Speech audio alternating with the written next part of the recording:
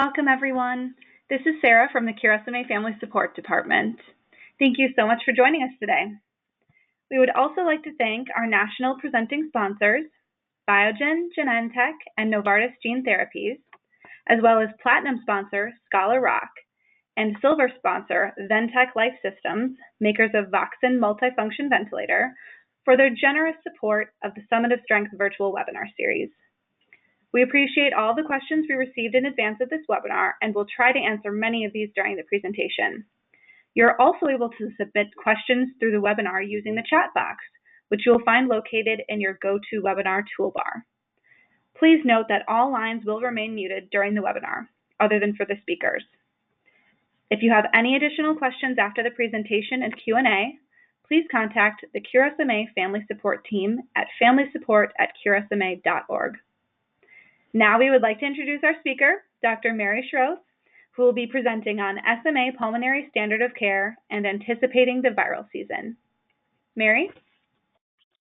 Thank you, Sarah, and welcome, everyone. Thank you so much for joining us. It's tremendous to have an opportunity to speak with you about pulmonary care guidelines for SMA, as well as anticipating the viral season for the winter of 2021.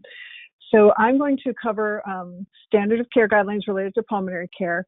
I'm also going to present possible complications related to SMA, followed by talking about tools for your toolbox to help you care for yourself or if you're a caregiver for your child. There are some absolutes, but SMA is changing, and interventions, especially pulmonary interventions, are based on needs. But there are clues to help suggest what may be needed, and I'll talk you through those. So I hope that this is very helpful to you. And again, as Sarah said, please submit questions, and you can also reach us after the webinar as well. So I want to start by introducing you to the SMA Standard of Care guidelines that were published in 2018. The first guidelines were published in 2007, and they were updated in 2018, with most of the work being completed by the end of 2016, just prior to the release and approval of Spinraza. So the first part is focused on diagnosis, management, and then recommendations related to rehab, ortho, and nutritional care.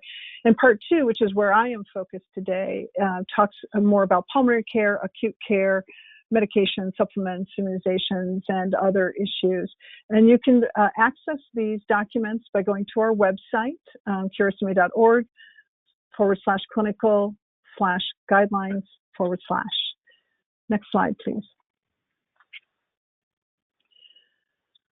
One of the very important things that we are seeing as a result of the approved therapies for SMA is that the classification scenario is changing. We have talked about SMA in terms of types for a very, very long time. And what we're seeing is that types are changing. What we are viewing as types is changing. Being classified by type was based on age at symptom onset, as well as maximum motor function achieved. Now we're really looking at maximum motor function achieved, status, motor strength function at the time that an SMA treatment may have been given. And what we're seeing and hearing from you, our SMA community, is that the needs of people with SMA is more diverse than ever. And it's so important for the entire medical community and research community to be responsive to those needs. Next slide. One of the things that is so important to care, which is where my area of focus is a multidisciplinary approach. No one healthcare professional can meet all the needs of individuals with SMA. So it is just so important to have your team as an individual with SMA know who your go-to people are, who do you contact if you have an illness, if you're having symptoms. It's just so important to know who those folks are, and it starts with someone in the center. Typically a coordinator, and maybe one of your medical professionals, and maybe someone who works very closely with the medical professional team. But having that pathway to access the medical team is so important. Most teams consist of a neurologist, pulmonologist, a physical therapist, other therapists, nutritionists, other rehab specialists. So again, just so important to have that team assisting you with your care. Next slide, please. So I'm going to focus on breathing concerns. I am a pediatric pulmonologist.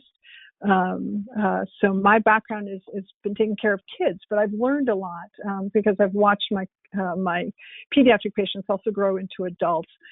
And the breathing concerns that we all worry about as pulmonologists and that you as individuals with SMA should worry about are the following. The first is difficulty coughing, having difficulty getting those secretions that may be stuck in the lower airways up and out of the lungs. There's a risk for those who are weaker to take small breaths during sleep. And what happens is if you don't take a big enough breath, then you aren't exchanging the carbon dioxide that builds up in the body with oxygen that you extract from the air that you breathe in. People who are weaker with SMA are also at risk for repeated infections that contribute to being more fatigued, and that fatigue also contributes to muscle weakness. In non-sitters and some sitters, there's also a risk for chest wall and lung underdevelopment. So the lungs, the chest doesn't grow fully because it can't be fully expanded due to the muscle weakness. So the chest wall is underdeveloped, and as a result, the lungs also may become underdeveloped. Next slide. And there are different conditions or situations that may exacerbate the complications of SMA, for example, viral respiratory infections that I'll talk about later in this presentation. For someone who may be doing very well, not needing any respiratory support when they're healthy, when they get a viral respiratory infection, it's possible that they may need some of the supportive therapies that I'm going to talk about now. So available interventions for respiratory muscle weakness in SMA are focused on what I call the breathing basics. So it's techniques to loosen and clear secretions, support for breathing fully during sleep to normalize the carbon dioxide as well as the oxygen saturations if that's needed. Everyone with SMA should receive all the recommended immunizations, avoid others who are sick, and with your medical care team, plan ahead for illness. And we'll talk more about this. Next slide. So the chest wall changes that are seen in those who are weaker, and these are typically non-sitters and some sitters, are flattening of the chest wall. So normally what happens is that you take a big breath in, your chest wall expands, gets bigger, and the bottom of your chest wall pulls down. The diaphragm pulls the chest wall down, while the intercostal muscles and muscles between the ribs lift the chest up. In SMA, weaker individuals, non-sitters and some sitters, those muscles between the ribs are weak. So they don't provide a counterforce when you take a breath in. So what happens when a breath is taken in is that the diaphragm pulls the chest wall down, the muscles between the ribs just don't work, and the whole chest wall gets pulled down. It looks like someone grabbed the side of the chest by the sides and just pulled straight down. So then you get this flattening or bell-shaped curve to the chest. And what you see is that the individual has a lot of belly breathing. I show you the picture in the bottom right of a baby who has SMA and this very small chest. And if I were able to show you a video, you'd also see that their belly was doing all the work of breathing and their chest was collapsing. It wasn't expanding. Next slide. So breathing patterns that we see among non-sitters, among people of different motor strengths, among non-sitters and weaker sitters are that they have the weak muscles between the ribs, and you need those muscles to help you with coughing and clearing secretions. The diaphragm becomes a primary muscle used to breathe. And again, if the diaphragm pulls down on that rib cage, and it looks like they're belly breathing, doing all the breathing with that diaphragm muscle. And so the belly protrudes on inhalation, and the chest gets pulled down. And scoliosis also impacts the breathing pattern. In walkers, they typically have a strong cough. Their pulmonary function test, which is tests that you do, you breathe into this machine. It measures how much air you can force out of your lungs. Those are usually well preserved for walkers. However, with age, the muscles for breathing may get weaker, so it's something to continue to monitor. Walkers and individuals who are stronger with SMA are also at risk of difficulty breathing under very specific situations, such as being placed under anesthesia for a surgical procedure, using narcotics, pain control, and with an illness. And keep in mind that during viral illnesses, or any illness really, all coughing is weaker. Those muscles for breathing are weaker during illness. Next slide. So one of the very important techniques, if you have difficulty coughing, or if you have difficulty clearing secretions, especially during a viral respiratory infection, is to use techniques that help to loosen those secretions. And among those techniques is something called chest physiotherapy.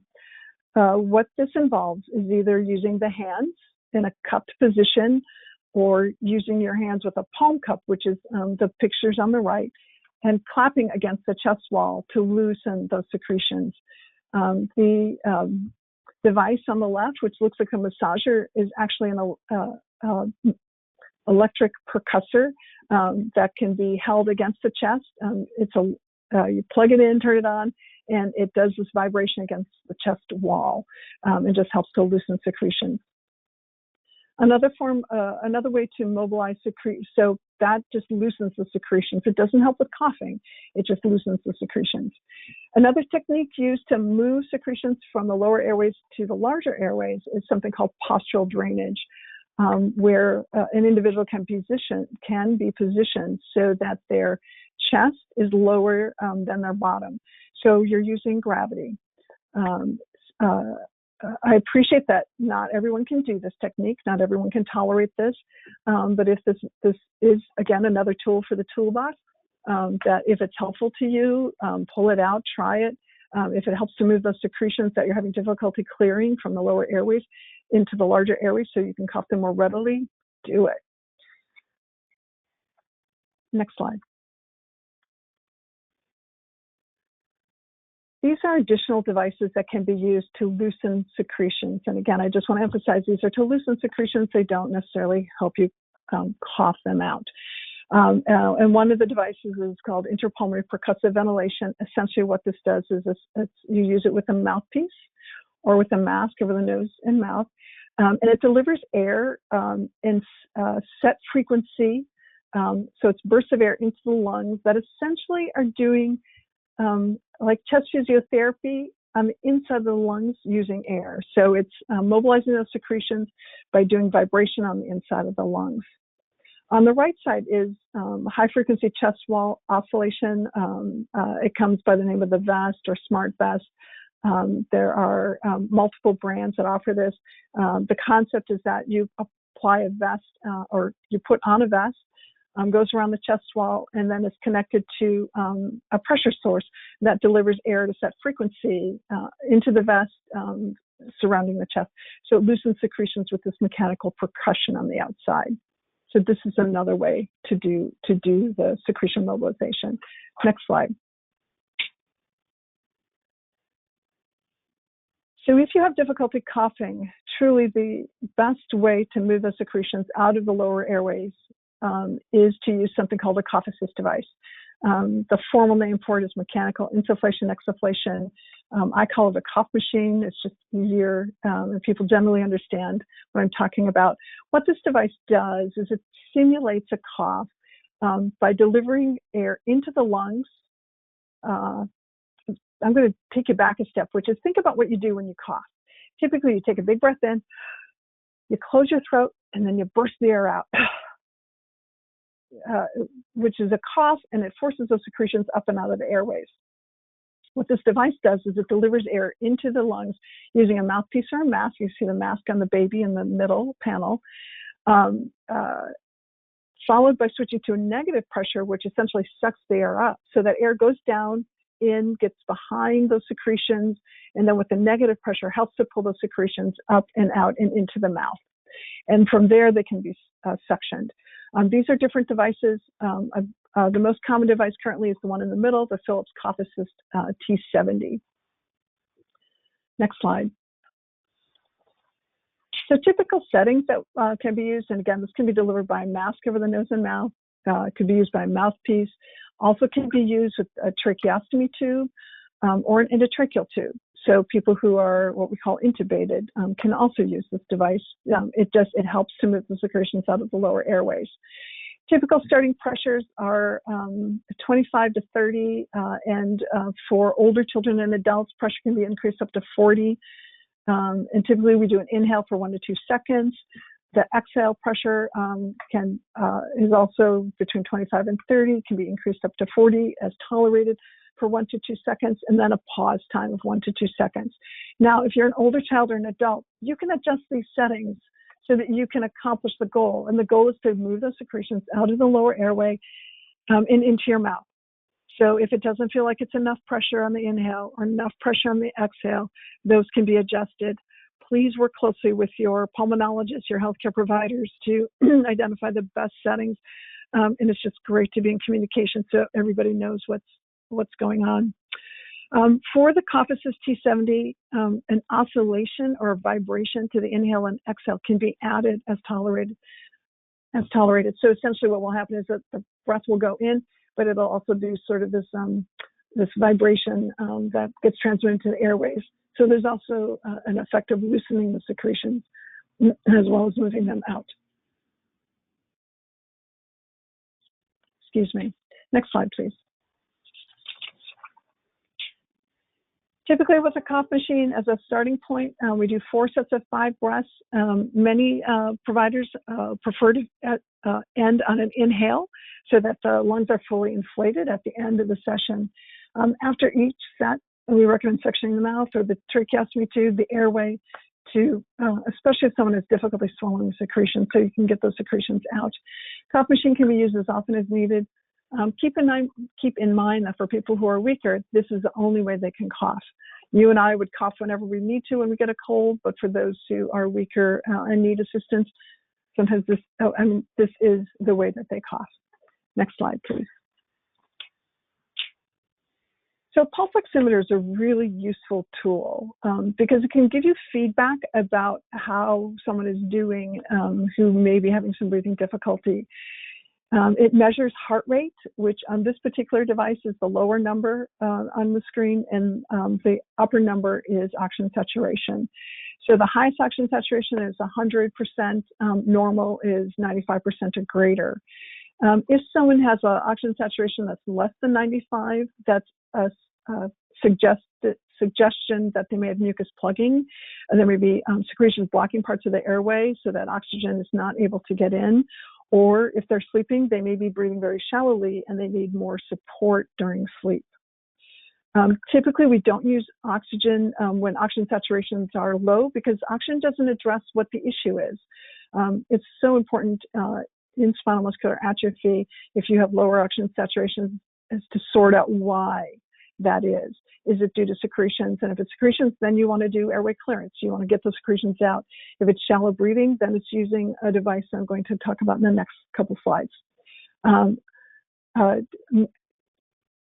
Keep in mind that we know that SMA is changing. However, it's still, and oxygen may be the right intervention, but it's always best to make sure that the things that are causing the lower oxygen saturation are being addressed and that the person is actually being what we call ventilated.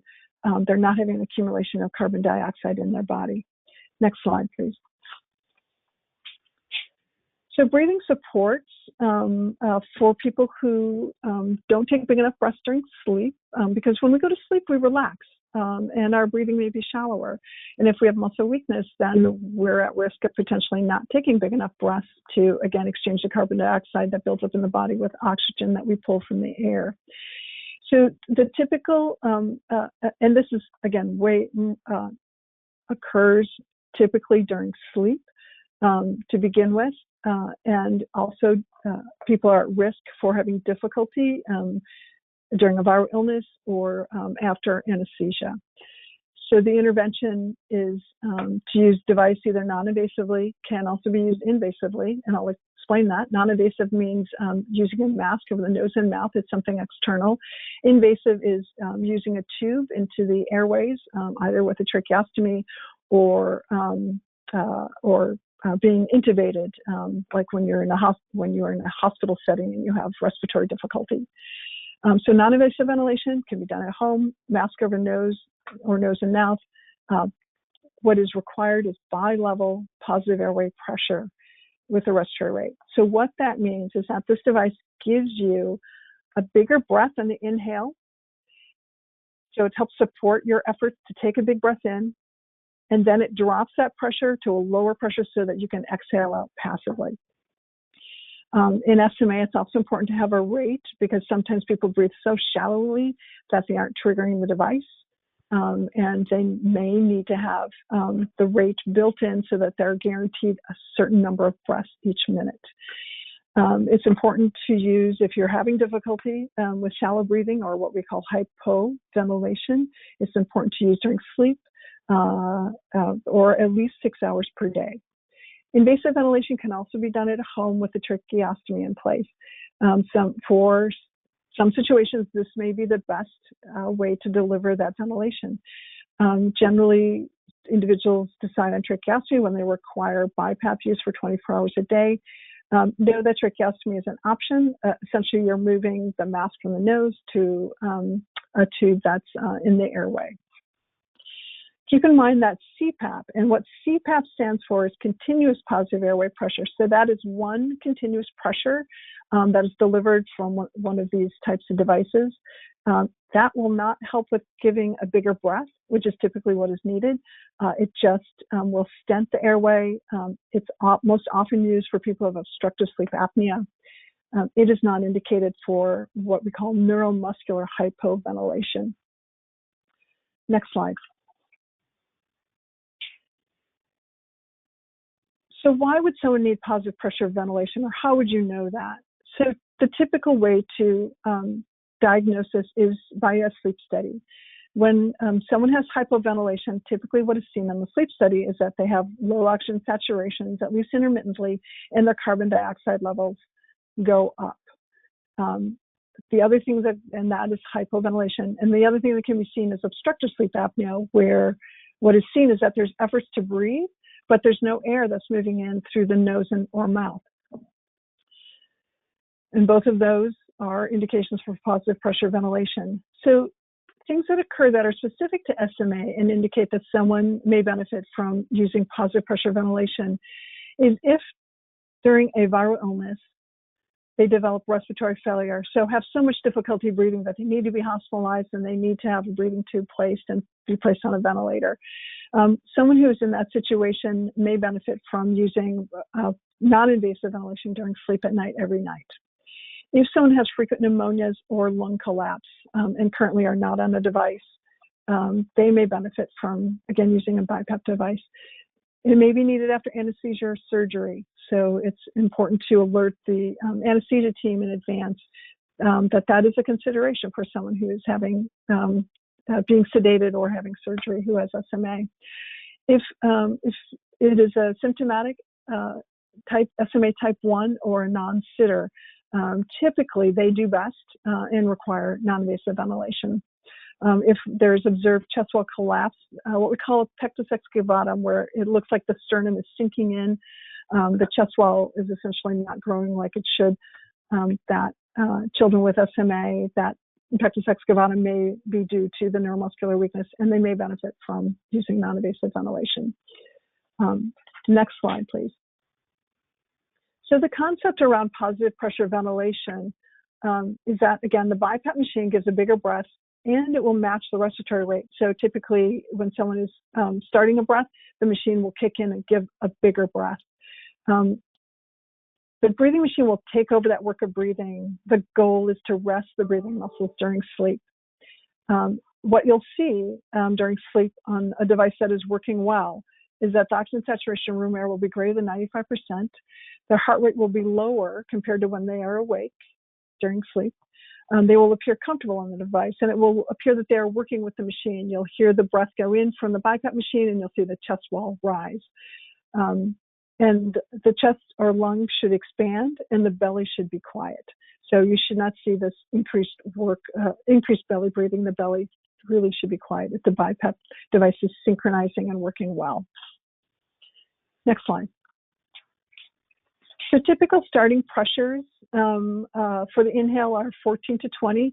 And I encourage everyone to appreciate that getting used to a BiPAP device may take some time.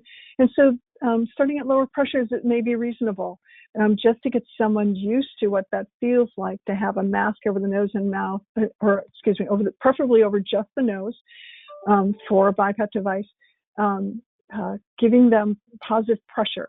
And that pressure may need to be gradually increased. Typically, the exhale pressure is low, 4 to 6. And we set the respiratory rate high enough to capture the breathing efforts so that the muscles for breathing can rest during sleep. And this is all done with your healthcare provider. Sometimes it is done in the sleep lab. Sometimes it is done in the hospital with the clinicians or respiratory therapists or pulmonologists at bedside, making adjustments as they observe how individuals are doing. Next slide. So I want to review, so I've done talking about what belongs in your toolkit related to options for pulmonary care.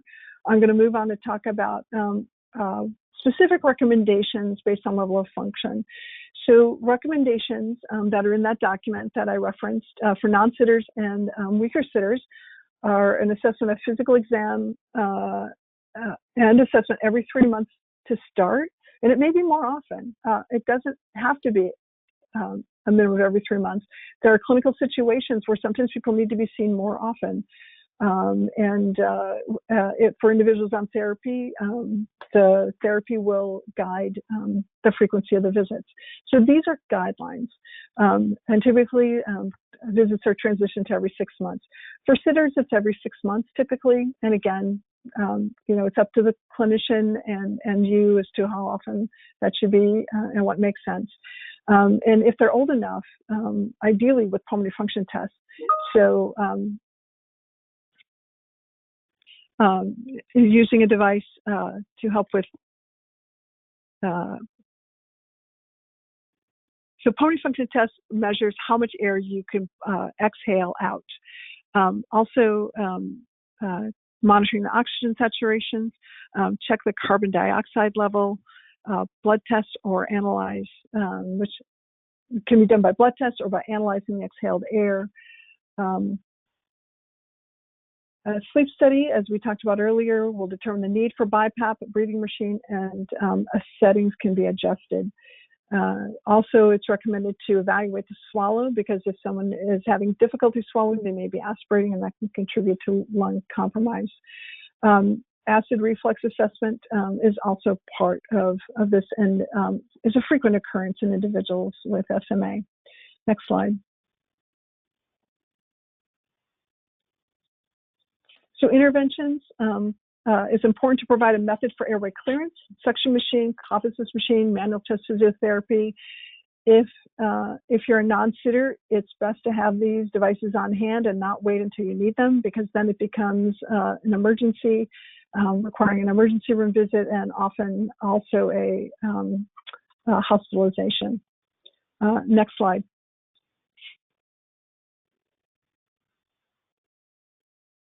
So for ventilation, recommendations include for all symptomatic infants and older infants, use of non-invasive positive pressure ventilation, and again, not CPAP, but using a device to help during sleep.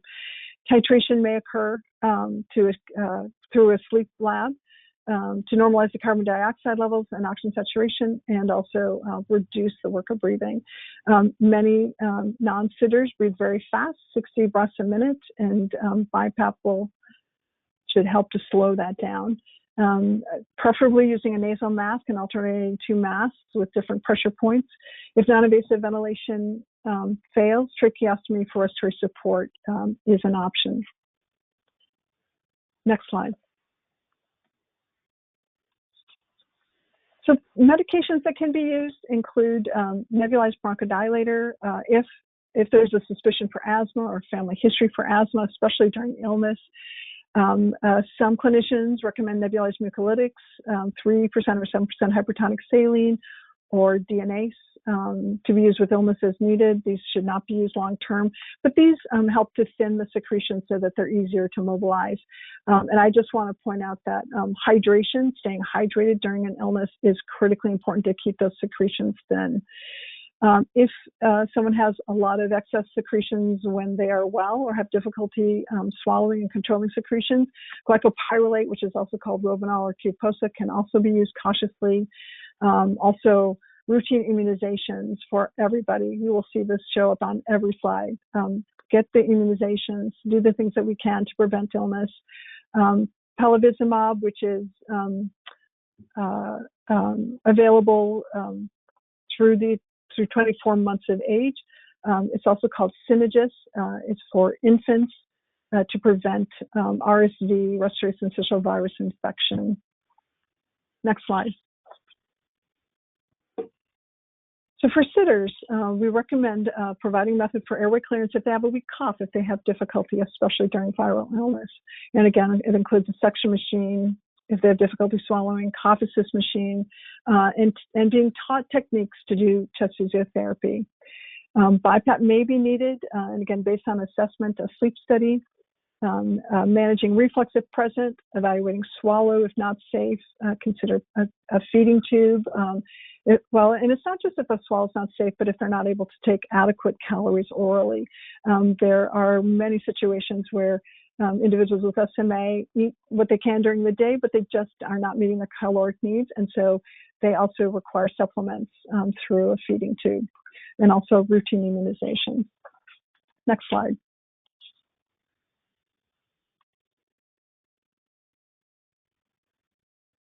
So for walkers, they should be assessed at a minimum every year, and their cough effectiveness should be checked. And that can be done either by observation or through pulmonary function testing.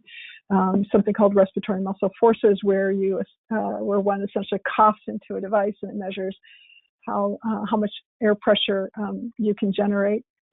And also, it's important to discuss symptoms that may suggest difficulty sleeping, for example, morning headache or being more sleepy during the day. These can be signs that someone would benefit from having respiratory support during sleep.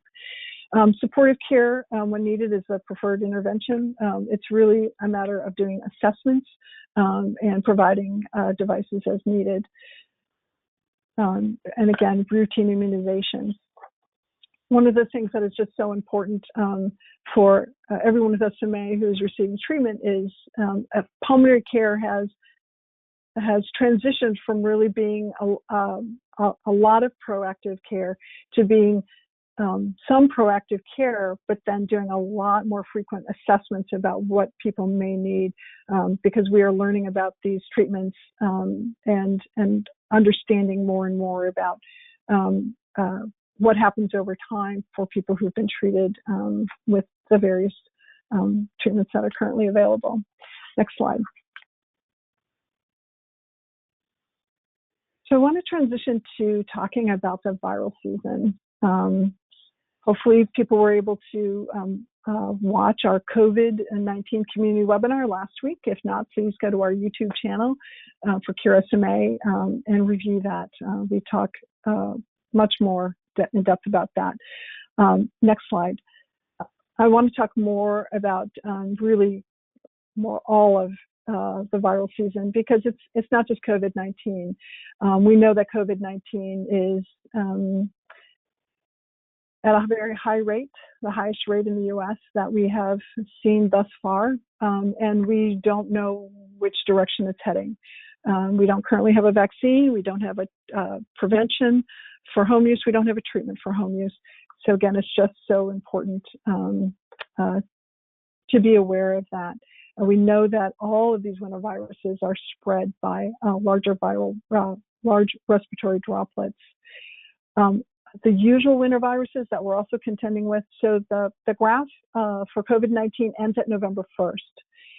The graphs on the bottom part are really an overlay of typical viral seasons for influenza A and B, RSV, and human metapneumovirus, which behaves frequently like RSV. So for younger children under 3, it can be a very severe viral respiratory infection with difficulty breathing. For older children and adults, it's a cold. And then rhinovirus, which is the most common cold virus, which is really throughout the winter. But influenza A and B typically peaks in February, and we typically start with influenza A, and then we see more influenza B. RSV typically peaks in January, but it can drag on into April.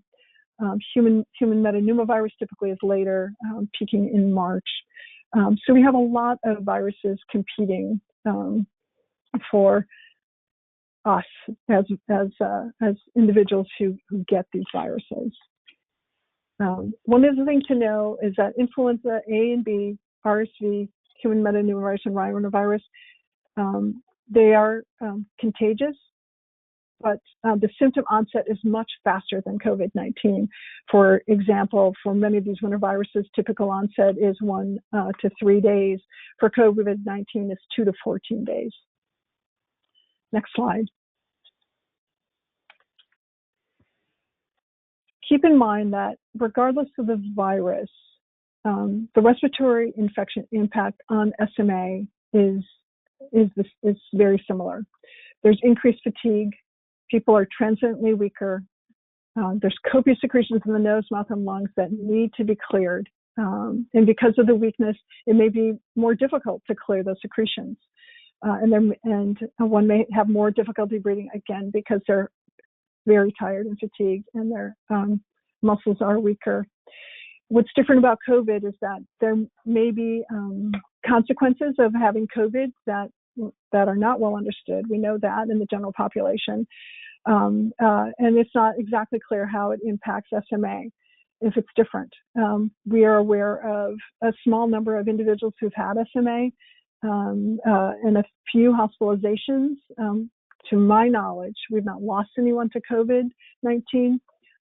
I am happy to hear about your experience with COVID-19 because we are trying to understand how it impacts our community. Next slide. So what can you do? This community is so good at doing the isolation. So I applaud you. And that's, I'm sure, one of the reasons why we've just seen such a low infection rate or heard about a low infection rate in our community. But for all viral respiratory infections and COVID-19 in particular, there's some really basic things that everybody should keep in mind and do. So wear a mask over your nose and mouth when you're outside of your home.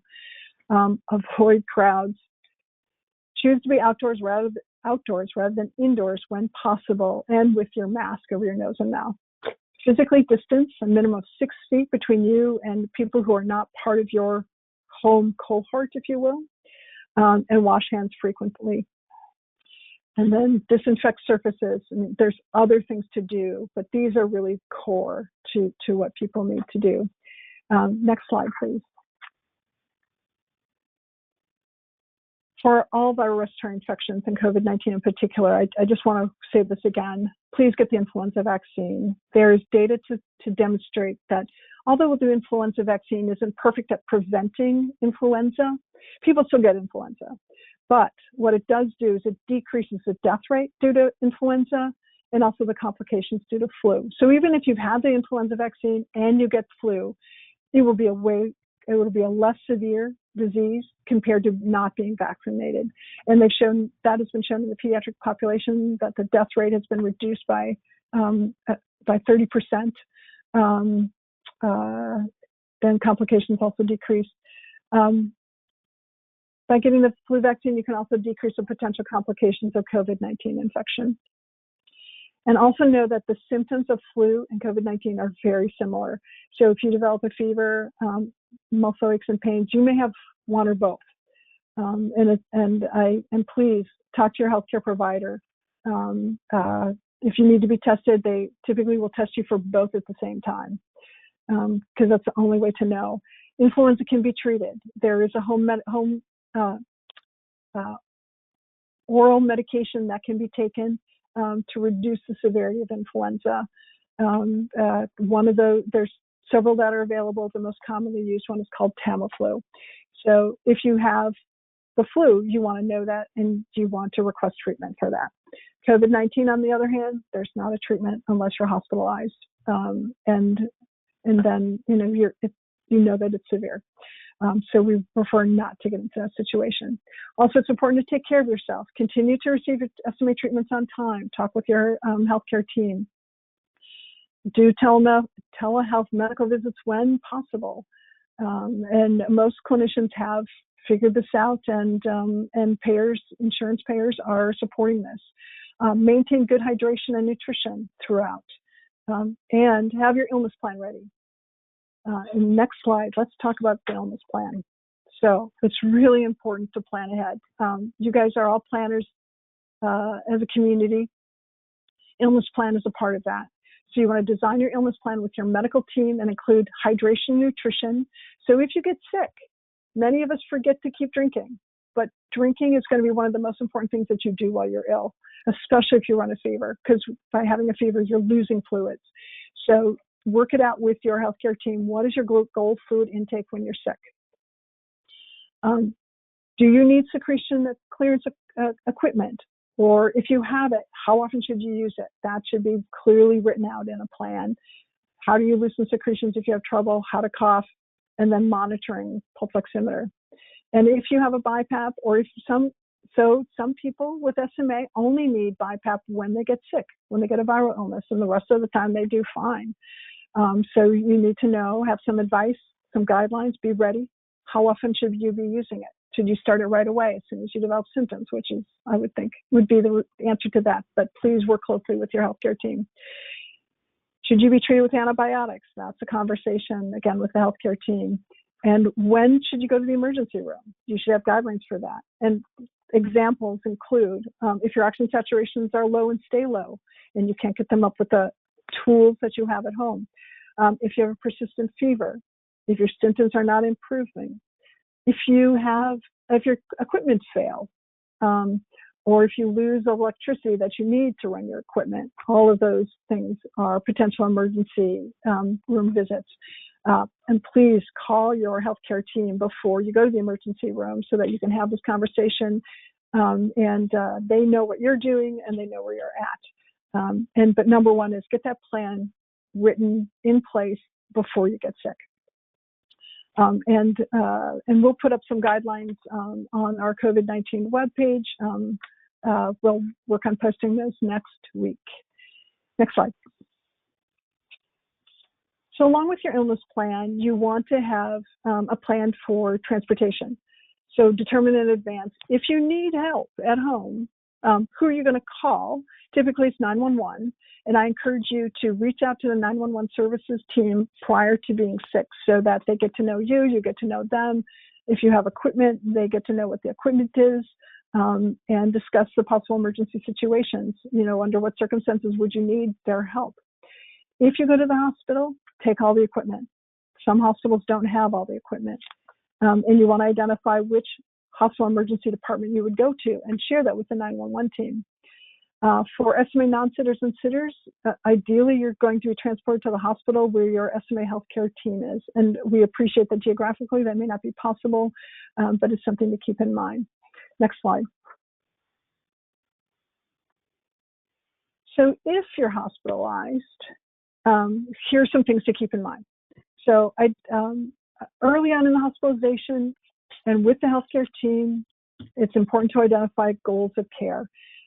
What are the goals? What are you trying to accomplish? What do you need? And what goals do you need to achieve to be discharged? I encourage you to include your primary SMA healthcare team who knows you best. That may not be the team who's in the hospital providing care to you, but they can always call the team that knows you best. Respiratory care protocols should be implemented proactively. Again, if it's a viral type illness, muscles are always weaker and you're more fatigued. And at the very least, you should be monitored if you don't need any of any respiratory support equipment when you're well. If you get, it is possible that someone would get sick enough that they would need to be intubated, and it's important to have those conversations in advance. discuss whether intubation may be needed, and then develop a plan for extubation to BiPAP when less ill. And there are protocols available for that extubation if they're needed. And feel free to contact me about that. And then again, establishing discharge criteria. Next slide. So in summary, if I were to give you the highlights in 30 seconds, it's get your flu vaccine, get all your vaccines, maintain aggressive isolation protocols for this winter, maintain good health, maintain good hydration, have a plan for illness. Next slide. So I want to thank our sponsors again, and a shout out to the makers of Vosin, which is one of the mechanical respiratory support devices that are available for use. They are sponsoring this presentation, as well as Biogen, Novartis, and Genentech. And Sarah, I'm going to help you. I know I left out someone. Who else? Thanks. For slides, and our black help me. Scholar Rock. Scholar Rock, thank you. Thank you. Thank you, Mary. Great. Well, thank you so much, Dr. Schroth, for such a great and informative presentation, especially as we approach the cold and flu season. Hi, everyone. This is Jessica with QRSMA's Family Support Department, and we would now like to move into and address some questions that have come in from our community. So our first question for you, Dr. Schroth, is actually a two-part question in regards to vitamin D. So can you speak to the importance that vitamin D plays in respiratory health? And then second part, what level of vitamin D do you recommend for children with SMA? Thank you so much for that question. It's a great question. So there's new evidence to support optimizing vitamin D levels. They help with recovering from a viral illness, and there's some evidence to suggest that they also help prevent you from getting as sick. I can't say that they prevent you from getting viral illnesses, but they help you manage them. And vitamin D is especially important for those of us who live in colder parts of the U.S., where people spend more of their time inside. Ideally, children, it's recommended that they have 400 international units or IUs per day, adolescents 600 IU per day, and adults 1,000 to 2,000. Now, the other thing that many clinics are doing is they're checking your vitamin D level, or your primary care physician may be checking your vitamin D 25 hydroxy level. So it's a vitamin D 25 hydroxy level, and that level should be between 30 and 70. You can overdo vitamin D, so we do not want anyone to overdo it. We want you in the healthy range, but I can share with you that for those of us who live in the Midwest, sometimes the levels are in the teens, and that's not good. So yes, so please check on your vitamin D. Are you getting vitamin D? Vitamin D is available from we get it from the sun exposure. Often milk if you drink milk, is supplemented with vitamin D. So talk with your healthcare provider about how, whether you need supplementation. Thank you. Great. Thank you so much, Dr. Schroth. So we did have a question come in asking if you would be able to explain the Voxen, the multifunction ventilator. They heard it actually encompasses five devices into only just one. Yes, so Voxen it's made by Ventec, and it's a fascinating device because it incorporates cough machine, suction, oxygen, and bilevel ventilation into one device, which is incredible. So you have one device to manage rather than having multiple devices to manage. Talk with your healthcare provider about it. I know that there are pediatric pulmonologists who are using it. I personally don't have experience, but that's because I retired from my clinical practice before it was available to me. So I encourage you to explore that. It's VOCSN. Thank you. Thank you so much. Then I think we're going to have time for just one last question. So there's been some discussion around elderberry syrup. Is it beneficial for individuals with SMA? And would there be any reasons not to give elderberry syrup? Great question. There are multiple supplements that people give to help prevent getting sick. Elderberry syrup is among those. I can't recommend it. I can't recommend it because I don't recommend any sorts of supplemental things that I just don't have a lot of knowledge about. But what I encourage you to do is to discuss with your nutritionist if it's a medication that does not cause side effects of concern, and I'm not aware of any side effects that are of concern. It's perfectly fine to proceed. It is an over-the-counter supplement. Again, as long as it causes no harm and does not interfere with any medications that someone may be on, I don't see a downside to that. Thank you. Great.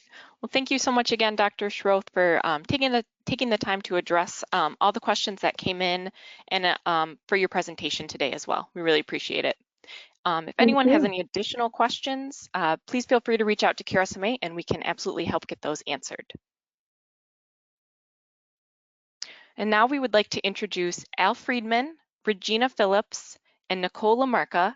They will be representing Novartis Gene Therapies, and they'll be sharing their presentation, We're All in This Together, the SMA Community, Then and Now. Great, thank you so much. Can everyone hear me okay? Great, so thank you again for having us here today to speak. My name is Nicole Lamarca. I am a therapeutic area subject matter expert for Novartis Gene Therapies, and I'm a pediatric nurse practitioner by training. My entire career has been dedicated to patients with spinal muscular atrophy. Prior to joining Novartis Gene Therapies, I was a pediatric nurse practitioner and clinical trial investigator at Columbia University Pediatric Neuromuscular Center. So again, I've been very much so involved with the community, and I thank you for that. So without further ado, I would like to introduce you to two amazing people who will talk to us about their place in the SMA community. Next slide. Great. So please meet Al. Al is a father and caregiver to his son Jack, who was diagnosed with spinal muscular atrophy type 1 in 1995. He is a psychologist in the greater Philadelphia area, and he has been deeply involved with the SMA community since his son Jack was diagnosed with SMA. To help support advocacy and education efforts, Dr. Al actually created the first Cure SMA website from 5 transparency sheets that he brought from his first SMA conference that he went to in 1996. So he started that for everyone. Over the past 20 years, Dr. Al has facilitated dozens of workshops in the SMA community, including one of his personal favorites, which is Kids Talk It Out, where children with SMA are able to speak freely with each other and talk about their challenges and accomplishments. So Dr. Al, would you like to add anything else? Oh, thank you so much for inviting us here, Nicole. I'm honored. Thank you. Of course. All right, and without further ado, next slide, please meet Regina. So Regina is mother of and caregiver to Shane, who was diagnosed with SMA type 2 in 2018. Regina is an attorney living in New Jersey and is a passionate advocate for newborn screening. In January 2020, Regina successfully helped to bring SMA to New Jersey's newborn screening panel when a bill she assisted helped to make was signed into law. And I'm so thankful for you, Regina, for doing this as a resident of New Jersey and a clinician who worked in the tri-state area. I can't thank you enough for that. Regina is also a member of the committee to establish a rare disease advocacy council in New Jersey, and she continues to be an advocate in the SMA community by attending local and regional events. So again, thank you so much. Next slide. Thank you for having me. Yes, thank you. We are very excited to have Al and Regina join us today to have just a candid conversation about raising children with SMA across different generations and how they found hope and new connections in the SMA community. So please, again, welcome Al and Regina. Next slide. All right, so you're both parents of children affected by SMA, but the impact of SMA has had on them is very different. Jack is 25 years old and Shane is 2 years old. How did your families come to know each other? Al, would you like to answer first? Yeah, sure. Thank you, Nicole. I received an email from our local chapter of Cure SMA about a fundraising event at our Phillies game here in Philadelphia. And I had tickets for the game anyway, and a friend of mine and I headed down to the ballpark early to support the cause. I've been to a whole lot of local SMA events over the years, but I was really surprised at the size of the crowd that had gathered before the game for this particular event. And just after we arrived, Regina got up in front of this really large group, along with her husband Chris and her little guy Shane, and she spoke so eloquently about the experience of Shane's diagnosis, and she talked about how she so appreciated the support of Cure SMA, even though she hadn't met anybody yet from the community. So I was really impressed with Regina's composure, given how short a time it had been since Shane's diagnosis. So after she finished her talk, I approached Regina and I introduced myself to her and to Shane and to her husband Chris and her family. And I let her know how impressed I was with her talk and with the event. And I told her about my son Jack, and I offered my support and let Regina know there were lots of other families like mine who've been there and would be available to help her and her family. And we had a really nice talk, and it was really, really great for me to see little Shane and to see how well that he was doing. I wasn't aware till afterwards when we talked the next time that I was the first SMA parent, the first other SMA parent that Regina had met. And I just was so impressed with how well she and her family were adjusting to this new world of SMA. It's a really complicated change in our lives when our kids are first diagnosed. So that's my version of how we met. Thank you. And is there anything that you would like to add to that story, Regina? Sure. Well, as Al had mentioned, I was a member of a nonprofit organization here in New Jersey comprised of young professionals, and that group would raise money for charities. So shortly after Shane's diagnosis, the group offered to go ahead and do the Phillies fundraiser for Cure SMA. And even though I had only been involved in the community for a short amount of time, I already knew there was not a better nonprofit that the money from that fundraiser could have gone to. So of course I agreed.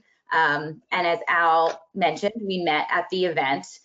Jack, unfortunately, Al's son, was not there, so I didn't have an opportunity to meet him at that time, but Shane was there.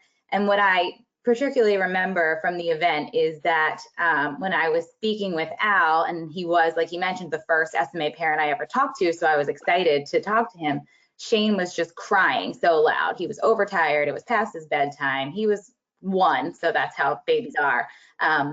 So I could barely hear Al, and I'm saying, Al, I'm so sorry, and I'm apologizing for Shane crying. And Al stopped me and said, what a beautiful sound it was, Shane crying, because he had never heard his son Jack cry like that. And it really put things in perspective for me, how similar yet how different an SMA journey can be, and how all of us just need to appreciate the little things and have that perspective like Al had. Thank you so much. Thank you both for your comments. All right, can we please go to the next question? Okay.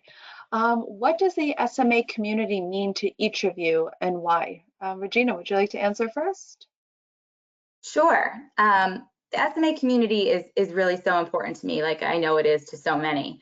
It has provided support for Shane and for our family at absolutely every level, from equipment for Shane, to legislative support with respect to my advocacy for newborn screening, to wonderful parents like Al, who are always willing to answer questions, provide advice, support, guidance. I just can't imagine a better group that I never really wanted to be a part of, but I'm so thankful that they exist. Fantastic, thank you. Al, do you have anything to add to that? Yeah, for me, it's pretty simple. The SMA community is part of my son's extended family at this point, and mine too. As a parent, you never forget that day of your son or daughter's diagnosis. And for me, that day, ironically, was election day, 1995. So exactly 25 years ago this week when Jack was diagnosed, and he was given a year to live at the time by his doctors. I felt really scared. I felt overwhelmed, and I felt kind of on my own. Um, the first people to step up to help me were families who also had kids with SMA, and they reached out to me to offer me some support and some hope. And then the group, which was called Families of SMA back in those days, invited me to their annual conference, and I felt just so welcomed with open arms. As Regina said, to this club that I definitely didn't want to join, and none of us do. But the kindness and the understanding I received from everyone in the community made me feel like a part of a very special family, and it still does. 25 years later, that conference is like, for me, a family reunion. It's a community that understands and supports each other every step of the way, and I feel blessed to have my son 25 years later, and blessed to have the community continue to support us and to give back. Wow, thank you so much. It's been quite a journey for sure. All right, next slide, please. Okay, so Al, this is for you. You've been part of the SMA community for 25 years, like you just stated. How has the community changed over time? And what are the most important qualities of the community that you've experienced? Well, when we were told that Jack had SMA back 25 years ago, there were no treatment options, and we were told that Jack wouldn't live past his second birthday. We were taught about ventilators and wheelchairs and feeding tubes and pulse oximeters and do not resuscitate orders, and so many things that no parent should ever have to hear about their baby. It was a really emotionally devastating experience. All these years later, receiving a diagnosis for our families is still traumatic, but there's much more hope for our families now, because we now have 3 different FDA-approved treatment options available. So looking back as an old timer, 25 years, this change is really miraculous. That's the word to me.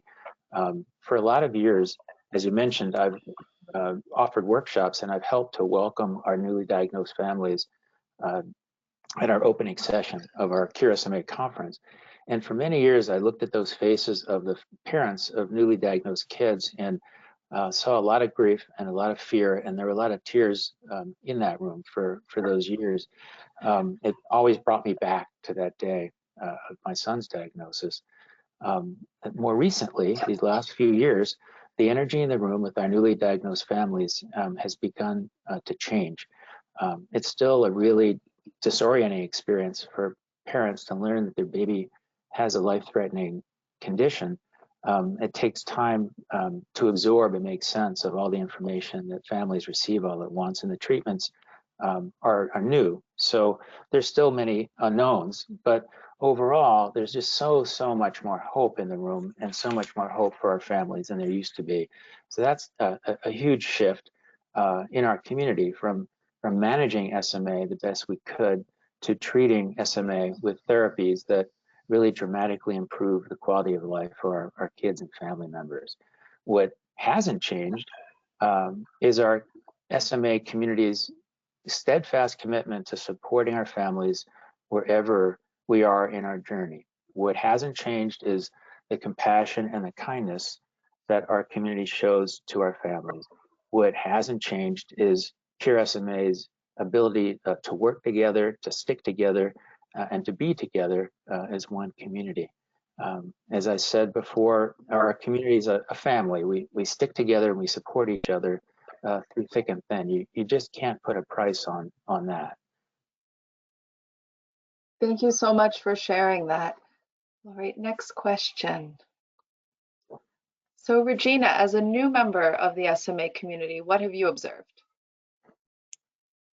So as a new member, one of the first things I noticed is how eager everyone in the community is to help one another. The longer term members of the SMA community, they've seen it all, they've lived through it all, and they're willing to share. They're willing to share their best practices, their experiences, their ideas with other families who often have nowhere else to turn for answers. It's such a jarring thing to come into this community and have no idea what to expect. And there is that sense of family that you feel almost immediately that Al mentioned.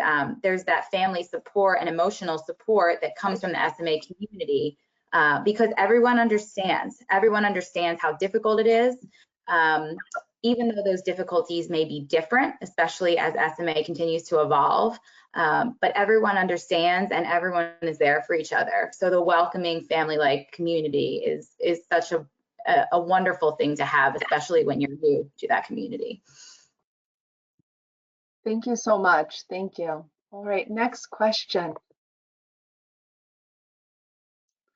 All right, so receiving a diagnosis of SMA for a child is obviously very difficult for parents and family members.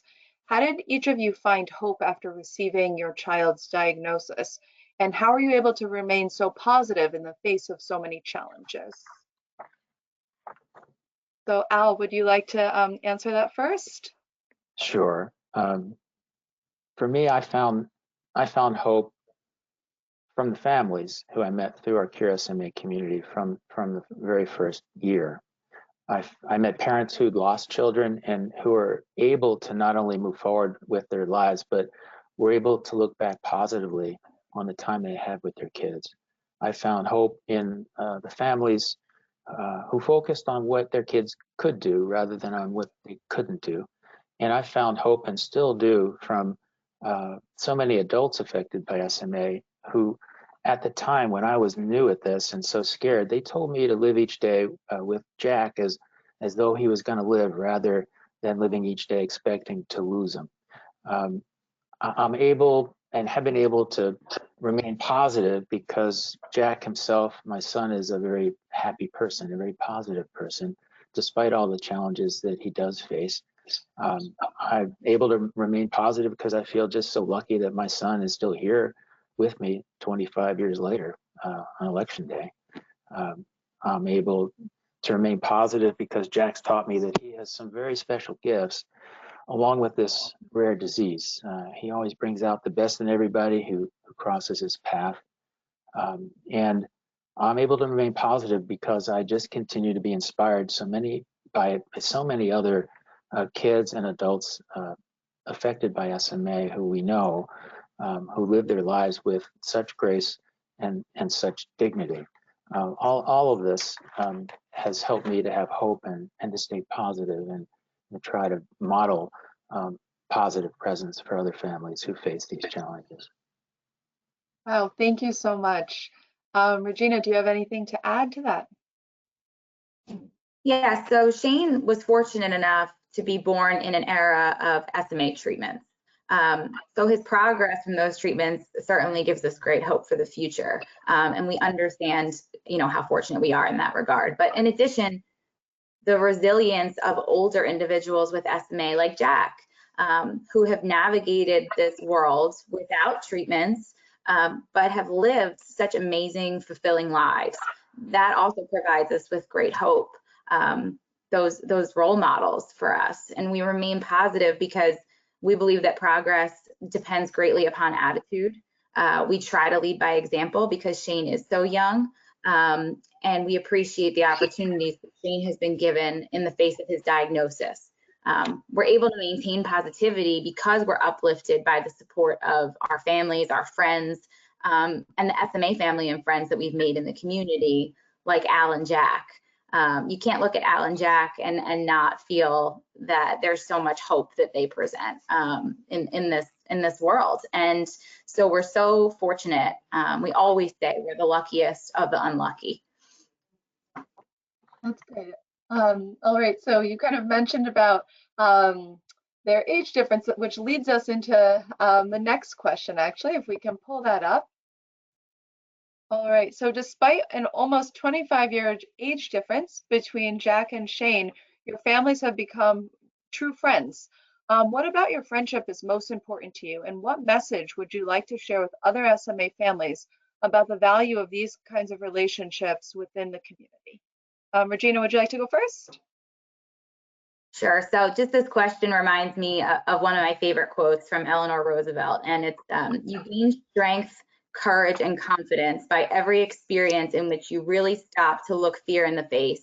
You must do the thing you think you cannot do. Jack and Al are real life examples of that perseverance, of doing the things that they were told they probably would never do with an SMA diagnosis 25 years ago. They have truly made the most of a life that they were not promised by that diagnosis. And their strength and their courage and their incredible attitude in the face of great adversity motivates and inspires us to keep going every single day, no matter how hard it might seem. The friendship that we have with Jack and with Al, and those kinds of relationships in general, give all of us just a unique and invaluable perspective on living your best life.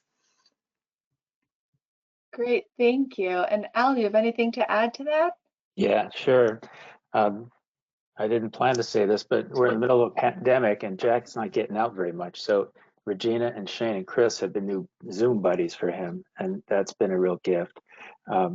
But thinking back to that baseball game when I saw Regina get up in front of that crowd at the ball game, holding little Shane in her arms and talking about what it was like to learn about SMA, I kind of saw myself 25 years ago, and I thought about the families who immediately reached out to me when I was trying to figure out how to handle so much and so quickly. Very few people understand what it's like to face this kind of challenge. And even with 3 new treatments available, it really is a life-changing moment for our families to receive a diagnosis of SMA. So our friendship with Regina and her family, it's really important to me because it carries on the tradition of our SMA community of giving support and receiving support, which my son Jack has benefited from now for 25 years. And I want Shane to have all that love and all that support that Jack has had from so many people in our community for so many years. So what I'd like everyone in the community to take away from this, and my message is that we're all really one SMA community, regardless of age, regardless of geography, regardless of disease severity, regardless of whether we've received treatment or which of the 3 SMA treatments we've received. And we're one community, regardless of whether our SMA affected family members are living or have passed. We're fortunate to have the support of each other. And as we celebrate the amazing progress that's been made, those of us like me who've been part of this community for so many years, we feel really proud of all this medical and scientific progress, and we're eager to connect with and support families like Regina's who find themselves in this situation.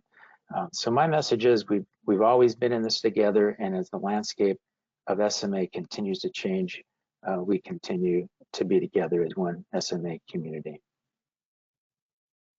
Fantastic. Thank you so much for that. Both of you are so incredibly inspiring, and the conversation today was wonderful. Can we pull up the next slide, please?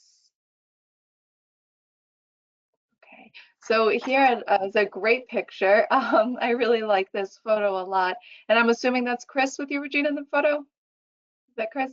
Yes, that's my husband Chris, and he's holding our son Shane, and then Jack is in between us. Fantastic. So again, thank you both so much for your insightful conversation, and thank you to everyone who was able to join us virtually to listen. Although COVID-19 has put us in a much more socially distanced world, it's important as ever to stay connected and provide support to one another. Together, we can foster an even stronger community for SMA and for each other. So again, thank you so much for your time. And if you'd like any more information about supporting the SMA community, please visit the Cure SMA website. Thank you so much, everyone. This is Colleen McCarthy-O'Toole from Cure SMA, and I just wanted to say a huge thank you to our national presenting sponsors, Biogen, Genentech, and Novartis Gene Therapies, as well as our platinum sponsor, Scholar Rock. And a special thank you to our sponsor, Ventec Life Systems, makers of Voskin, the first and only multifunction ventilator, which seamlessly integrates 5 separate devices, including a ventilator, oxygen concentrator, cough assist, suction, and nebulizer. If you have any questions or if there's anything that we can do for you, please don't hesitate to reach out to us, and you will all receive a survey, and we just ask you to go ahead and fill that out for us. Thank you so much for your support and attending, and have a wonderful day. Thank you.